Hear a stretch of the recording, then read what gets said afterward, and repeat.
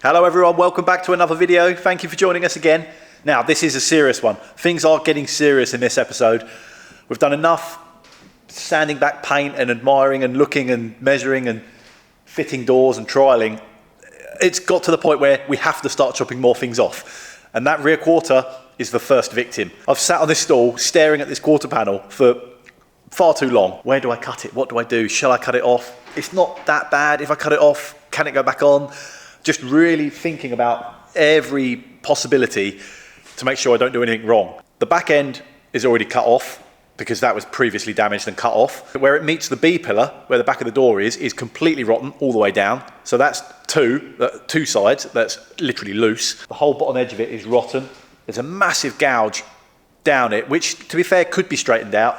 The main reason for taking this quarter panel off is to get access inside. All of the panels that it's hiding underneath need to be sandblasted and then need work and need welding and replacing. And the best way to get to those panels is by removing this outer sort of skin. So I'm not saying this bit won't go back on, it may well, but I may end up making a new one. Who knows at this point? I just need to be considerate and just dissect as carefully as I can to try and remove this quarter in decent shape, because it's going to be a brilliant reference for making a new one. This was rolled over and I've peeled it back and flattened it up and straightened it up. And it's revealed this little lip, and you can see, hopefully you can see, there's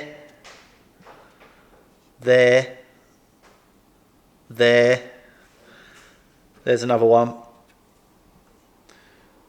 There's about 5 or 6 tiny little spot welds that are holding that on to the inner panel. I'll finish off that, that's pretty much loose anyway. We'll just need a chop up there, 4 spot welds there. I'm not too fussed about this area. I need to remove that, but this is all quite nice. So I think the chop is going to go something like down here and then across to the window. Now there is a factory seam here. You can just about see it there. That is one of the big debates I've been having, whether I take the panel off back to the factory seam. And I may well do that, but for now I'm going to cut lower, because once I get up that high, I can't actually get access to the back of the panel. It starts meeting the inner firewall and the inner skin, and there's like sort of 3 layers there. So when I weld it back on, I'm thinking ahead. When I come to weld this panel back on, I'm not going to be able to get to the back of it. And there's also nothing wrong with this bit. So I want to cut off as little as possible, really. So originally there's a join here, but I'm keeping that for reference, and I've just sliced here. I mean, look at the state of the seal. The seal has been replaced anyway. It comes in a whole panel that wraps up to there. And the whole thing is peeled. You can see I've drilled through these spot welds now. That is loose. So all there is left to do is cut on my little line.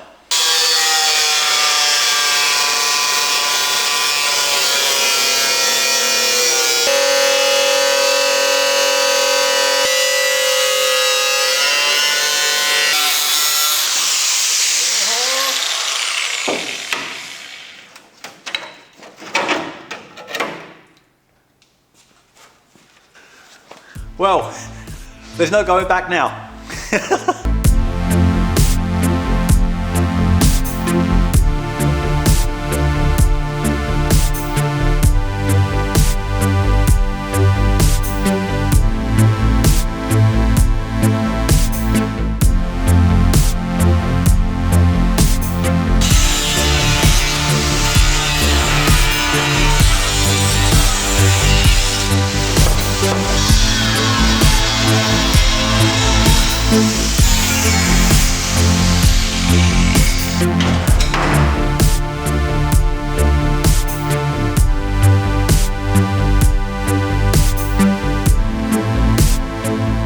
Now I've got access in here better, I'm going to try and take off all of this tarboard.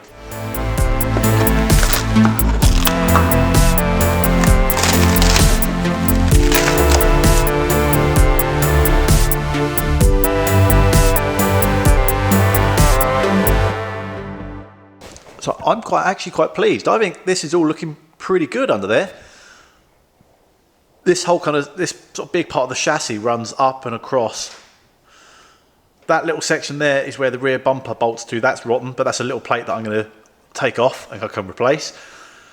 That area needs a little patch, but I've actually managed to unpick the back panel and save this little flange. And I think this is going to, that will survive. This bottom panel under there might be okay. We'll have to see after blasting. This whole section, I will admit, is not great, but it's really not bad. So previous couple of patches stuck on there, but once that's all been sandblasted, we'll be able to see what we're working with. I'm actually quite chuffed with that. You know what? It was a scary morning making the decision to actually chop it all off. The whole back has been sort of smashed in. It's had a rear end accident at some point in its life, so that whole panel was completely wrinkled up and bent and out of shape. So there was no point in me taking any measurements or references or anything because it was all bent and pushed a bit forwards. This sort of back panel here is fine. It's nice and straight. There's no wrinkles and creases in it. It's all good. The other side took the brunt of the impact. That is all creased up. That damage doesn't go any further than the actual firewall. It's just all sort of concertining up a little, only a small amount, but it's definitely not straight. Eventually that will get chopped off at the sort of firewall there and a new piece put in. You'll probably notice I've started on one side and I still have the other quarter still on. And I'm going to leave that like that as a good reference for me. Oh, I'm going to go up the front end now because there's a few bits on the front that I can actually chop off as well that are doing nothing. So let's go and have a look. Basically this is coming off. This panel is coming off. So taking these two panels off is all about gaining access to get further in because the main damage is under here. It's under the tank. That whole panel there needs to be replaced and this whole panel needs to be replaced. And there's bits under there that need work as well. And especially when I'm going to be sandblasting, I want to make sure that the actual sandblasting can get in all of these bits. So I need to remove these sort of outer skins to get further in.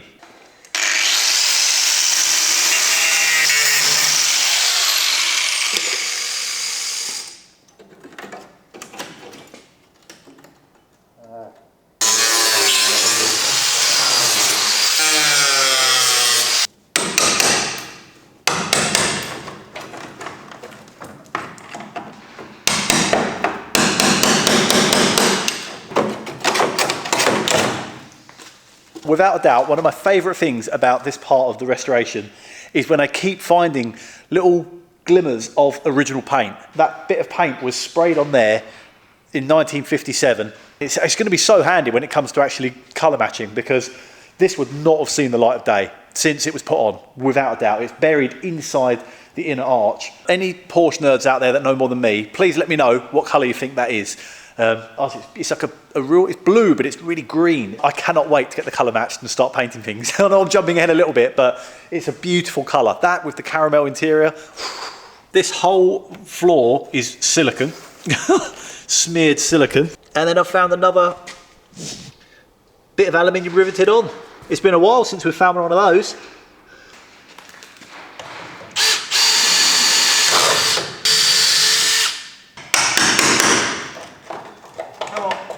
No, I can see inside the car. Oh, God.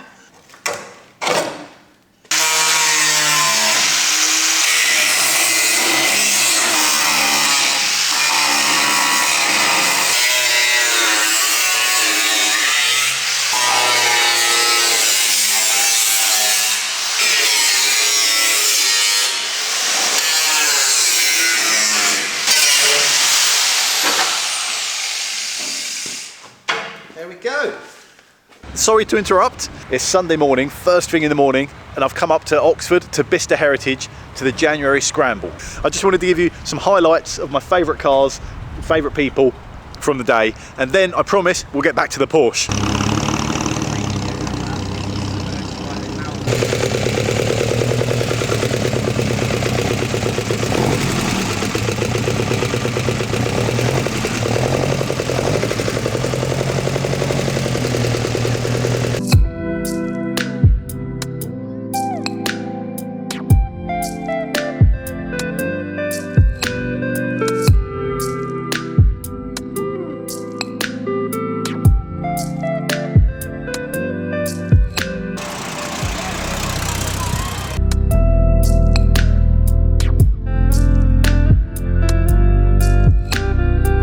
This bike did the first land speed record in 1920 at Daytona Beach.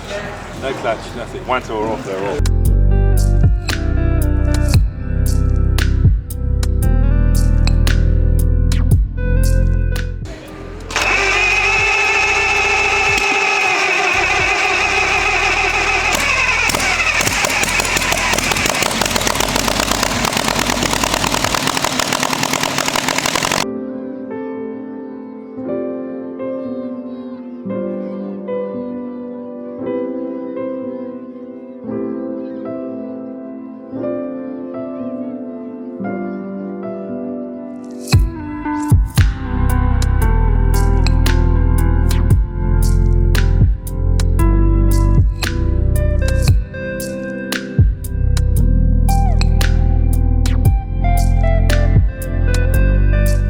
Well, there you go. I hope you enjoyed that. Quick pit stop at Vista Heritage. The next scramble is coming up in the summertime. If you're interested, look online to get the tickets because they sell out quick. But anyway, let's get back to that rusty old Porsche. I know I've been saying up until this point that I was going to do half. And I was trying to leave this front because it's a really good reference for the bonnet latch, and there's other references I want to keep on the other side. I'm never going to get anywhere, basically, if I just keep leaving pieces intact and leaving bits and only doing half and not chopping that off and not chopping that off. Get that trunk base out, probably this front battery tray area as well. I just need to chop everything out because none of it's good enough. I've got the drawings and the blueprints and the plans from Porsche that give me measurements for all of these pieces, so I know from the beam forwards where this should be. That side to side, I know where that should be. It's centered on the select table, so I can take measurements and have it from a center line out from the table. The second piece and the most helpful thing that's happened is people reaching out to me, being so generous with their time, letting me offer up coming down and have a look at theirs. And they're all just at the end of the phone. So thank you very much to everybody that's reached out to me offering their rusty Porsches as reference. So that said, let the chopping commence.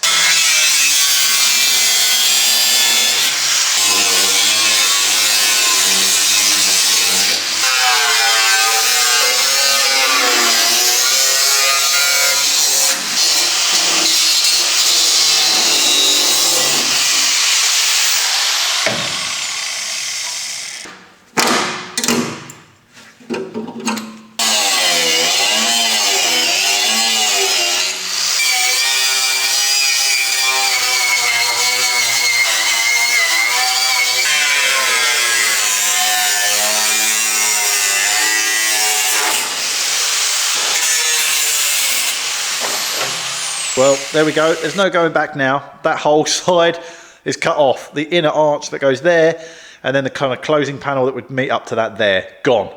It was very scary, but it does actually look better for it, I think. On the whole, that is not too bad. You've got to admit, I know there's some rust, but that is not terrible. I will agree, that down there is not great. But if I just tilt up a bit, look. There's even signs of the original paint under here, and I love the construction. So this is the inner, this is what's left of the inner wing that ran all the way along there. It literally, they just got it under there, roughly cut it, and then spot welded it in. Look how crude that is. I thought that was a patch repair, and I was like, my goodness, someone's even gone in this far up here and put little patch repairs in there.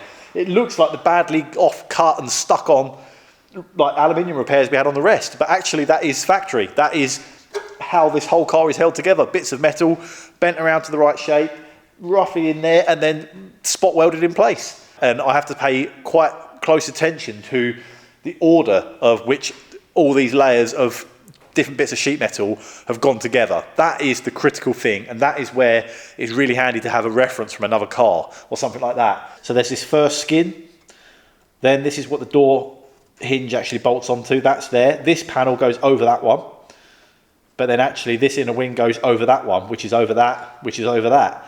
So I need to make sure that when this all goes back together, it's all in the same order. So this is the panel that I'm trying to get out. This panel is also knackered. It's like that all over. Honestly, it's now gone 7, I think, at night, Sunday night. I've literally been sitting here for about 45 minutes, sitting on my stool with a coffee on my own, just staring at this front end, wishing there was someone else here to just run it by, kind of sanity check myself.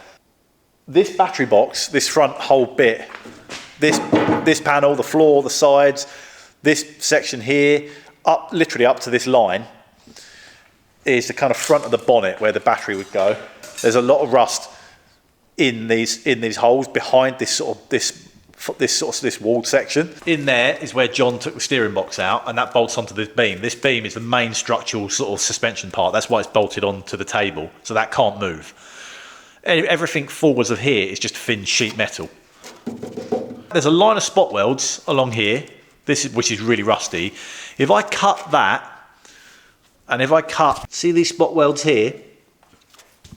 I don't want to touch the beam, I don't want to touch this part, but if I cut just in front of the beam, there is another skin inside, but if I cut, it's completely rotten back there. So if I cut through here, and along the top, in theory, this whole front box should come off whole. The whole thing. Then I've got that as a really good reference, because then I can tell silly little things like when it comes to putting this panel back on, and this panel, I can tell the seam runs up the front, and then this one has a little flange that comes out and up here. There's a tiny little square. It's got a little weld there and a little weld there. Little things like that postage stamp square that's sort of bracing that corner are the details that I don't want to miss. It's so important, and you absolutely can tell. Once it's all finished, you can see there's no seam sealer covering all of this. You can see all these little bits, so I need to make sure they're right. So I'm thinking if I chop this off at the beam, the whole box will come off whole. I can keep it, put it up on the shelf. When it comes to rebuilding it with the new panels, I can do it side by side to this new one. It makes sense to me. That's the plan. That's the plan I've come up with, and I'm sticking to it. I'm going to chop it off. And then I think I'll probably call it a night.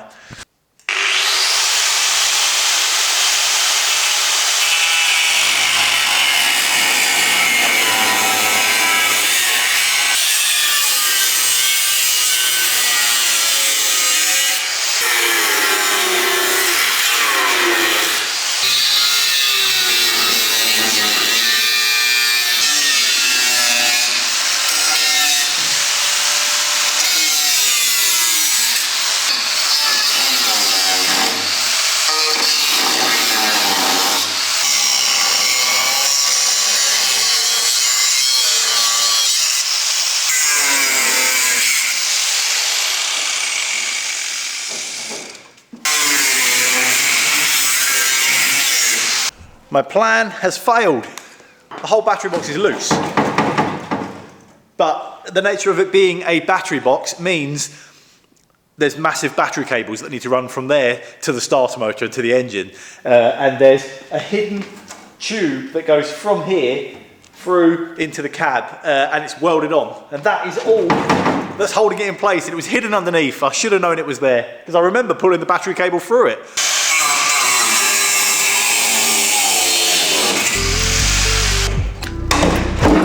Oh, yes! Hey, there we go!